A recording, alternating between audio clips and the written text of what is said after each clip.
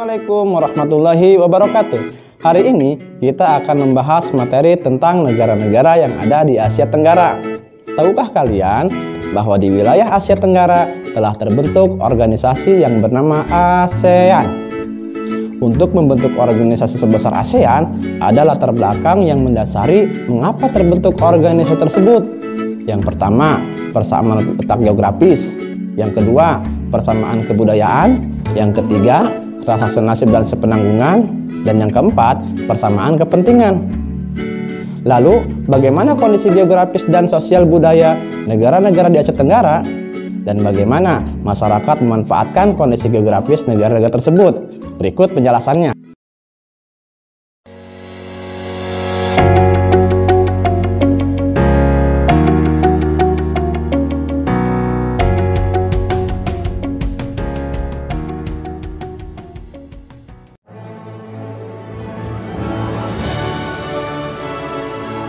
ASEAN merupakan singkatan dari Association of Southeast Asian Nations. ASEAN merupakan organisasi geopolitik dan ekonomi di Asia Tenggara. Dalam bahasa Indonesia, ASEAN disebut juga dengan Perbara atau Perhimpunan Bangsa-Bangsa Asia Tenggara. ASEAN didirikan di Bangkok, Thailand pada tanggal 8 Agustus 1967, beranggotakan 10 negara yaitu Indonesia, Malaysia, Singapura, Thailand, Filipina, Brunei Darussalam, Vietnam, Laos, Myanmar, dan Kamboja. Berdasarkan letak geografisnya, kawasan Asia Tenggara berada di benua Asia bagian tenggara. Secara astronomis, terletak antara 29 derajat lintang utara, 11 derajat lintang selatan, dan 93 derajat bujur timur, 141 bujur timur. Berikut 10 negara Asia Tenggara yang tergabung dalam organisasi ASEAN. Indonesia. Indonesia merupakan negara terbesar di kawasan Asia Tenggara. Indonesia merupakan negara kepulauan. Indonesia terletak di antara dua samudra, yaitu Samudra Hindia dan Samudra Pasifik, dan di antara dua benua, yaitu benua Asia dan benua Australia, dan terletak di antara Sirkum Pasifik dan Sirkum Mediterania. Memiliki banyak sungai besar dan kecil. Penduduk Indonesia berjumlah 270.054.853 juta jiwa.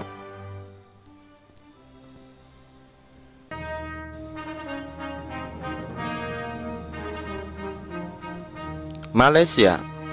Negara Malaysia merupakan negara serumpun dengan negara Indonesia. Negara Malaysia dipisahkan oleh Laut Tiongkok dan Selat Karimata. Wilayah barat terletak di Semenanjung Malaya. Wilayah timur terletak di Pulau Kalimantan. Di bagian timur sebagian besar pegunungan. Bagian barat relatif beragam kenampakan alamnya, yaitu daratan, rawa, pantai, perbukitan, dan pegunungan. Jumlah penduduk negara Malaysia yaitu 29.628.392 jiwa. Singapura. Negara Singapura merupakan negara yang memiliki luas terkecil di antara negara-negara yang berada di kawasan Asia Tenggara. Sebagian besar negara Singapura merupakan wilayah daratan. Di sebelah barat negara Singapura merupakan daerah rawa dan bukit. Terdapat sungai seperti Sungai Kranji dan Kalang. Negara Singapura memiliki jumlah penduduk 5.460.302 jiwa. Sebagian besar penduduk beragama Buddha. Bahasa yang digunakan diantaranya bahasa Mandarin, Melayu, Hokkien, dan India. Thailand. Negara Thailand merupakan negara yang terkenal dengan lumbung padi. Negara Thailand memiliki luas wilayah yaitu 514.000 km persegi. Negara Thailand terletak di tengah daratan Asia Tenggara. Beberapa bagian negara Thailand terdapat pegunungan dan beberapa perbukitan. Di bagian selatan negara Thailand yaitu Semenanjung Malaka. Di bagian tengah terdapat Sungai Chao Phraya dan di bagian timur laut terdapat wilayah Patokorat. Negara Thailand memiliki jumlah penduduk 67.448.120 jiwa. Mayoritas negara Thailand yaitu beragama Buddha. Bahasa yang digunakan adalah bahasa Thai.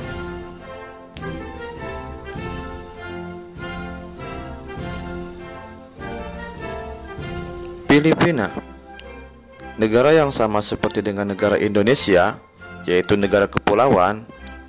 Negara Filipina, sebagian wilayahnya terdiri atas rangkaian pegunungan sirkum Pasifik. Posisi Filipina terpisah dengan sebagian besar negara-negara di Asia Tenggara lain yang terletak di semenanjung Indochina. Negara Filipina memiliki jumlah penduduk 102.624.209 jiwa. Sebagian besar penduduk beragama Katolik. Bahasa resmi yang digunakan oleh negara Filipina yaitu bahasa Tagalog dan bahasa Inggris. Brunei Darussalam merupakan negara yang berdaulat di kawasan Asia Tenggara yang terletak di pantai utara Pulau Kalimantan. Brunei Darussalam merupakan negara yang berbatasan dengan Laut Cina Selatan dan Malaysia. Di wilayah barat negara Brunei Darussalam merupakan dataran rendah dan pantai berawa. Sedangkan di wilayah timur merupakan perbukitan. Jumlah penduduk negara Brunei Darussalam yaitu 436.620 jiwa.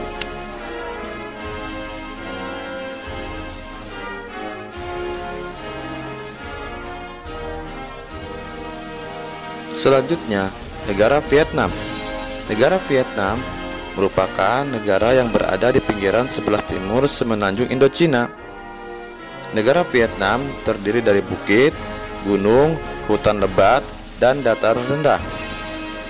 Di sebelah tenggara, negara Vietnam merupakan dataran tinggi Yunan dan dataran tinggi Annam. Sedangkan di sebelah utara terdapat delta Sungai Merah. Negara Vietnam memiliki jumlah penduduk yaitu 92.477.857 jiwa.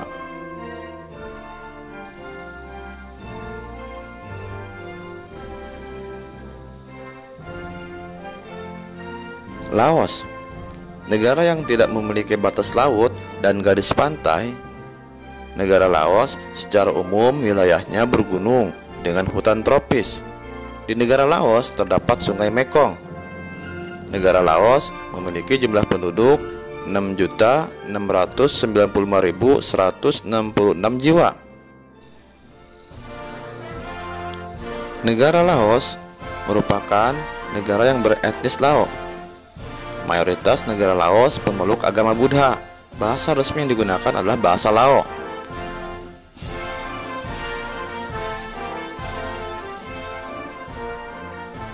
Myanmar.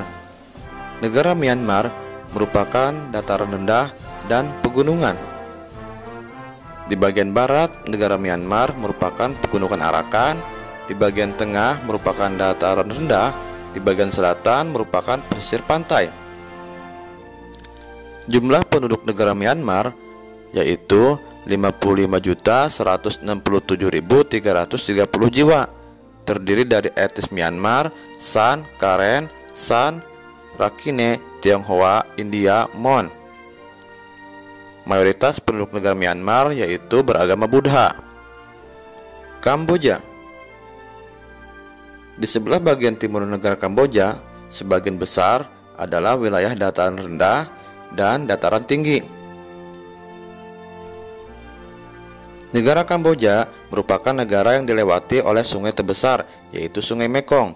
Negara Kamboja memiliki kenampakan menarik, yaitu dataran Laku Strain.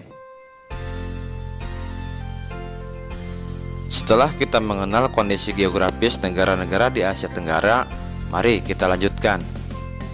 Nah, sekarang apa sih yang dimaksud dengan letak geografis? Letak geografis merupakan posisi keberadaan sebuah wilayah berdasarkan letak dan bentuk di muka bumi. Letak geografis biasanya dibatasi dengan berbagai fitur geografi yang ada di bumi dan nama daerahnya, seperti benua, laut, gunung, samudra, gurun, dan lain-lain yang secara langsung bersebelahan dengan daerah tersebut. Maka dari itu, letak geografis sangat mempengaruhi manfaat dan pengaruh bagi kondisi geografis di suatu negara. Seperti dataran rendah untuk lahan pertanian dan perkebunan, dataran tinggi dapat dimanfaatkan untuk menanam sayur-sayuran. Contoh tersebut berpengaruh terhadap ekonomi masyarakat di negara tersebut, terutama di negara-negara Asia Tenggara yang memiliki keberagaman kondisi geografis. Demikian penjelasannya. Bagaimana? Cukup jelaskan? Untuk mengetahui penjelasan lebih lanjut, kalian dapat mencari di buku, internet, dan diskusi yang kalian lakukan bersama teman-teman kalian di rumah. Semoga bermanfaat. Sampai jumpa di video pembelajaran selanjutnya. Assalamualaikum warahmatullahi wabarakatuh.